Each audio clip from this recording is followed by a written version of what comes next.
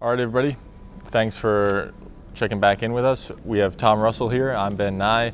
We're going to talk a little bit right now about Primo Water. Again, we talked about them briefly last time. So why don't you kick things off, Tom? What were your thoughts about Primo? Because you were the one who brought it up initially, saying this was a very innovative company. Yeah, so it was brought to my attention by a buddy of mine who covers them for SunTrust Robertson Humphrey. And I think the most interesting part about the Primo Water is really the margins. I mean, obviously it's just water, but they were saying, depending on the product line, you're seeing between 25 and 35% profit margins, which I think is pretty compelling.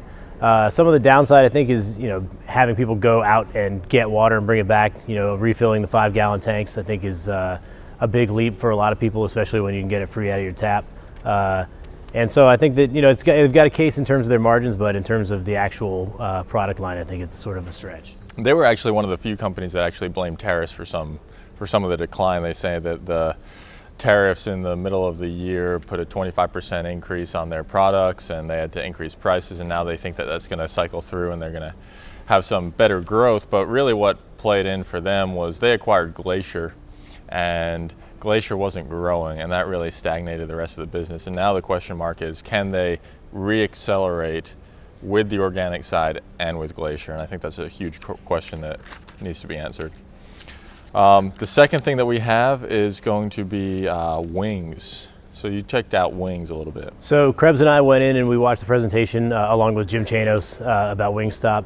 And really another storyline for really the whole conference is the implementation of efficiencies in e-commerce and social media selling and using the digital platform to move product. And so Wingstop went along with that as well. Some of the things they've been trying out are eliminating the actual point of sale contact with a person. They're putting in lockers. They're having online ordering and pickup, so you don't have to go in and wait, along the lines of things like Starbucks over the last couple of years. And in doing so, they're cutting the cost of labor. They're able to become a little bit more efficient on wait times, and they think that going forward, that's going to benefit the company on the bottom line. And that's a huge theme that we've seen as well, just managing the costs, whether it's administrative costs with Cisco or that with Wings, or even with Prestige Brands, which I was going to talk a little bit about as well. They're delevering and looking at really managing their cost side of the business, which is a little bit different than what you would expect at a retail growth conference. Right. And I think that's a stark contrast to last year.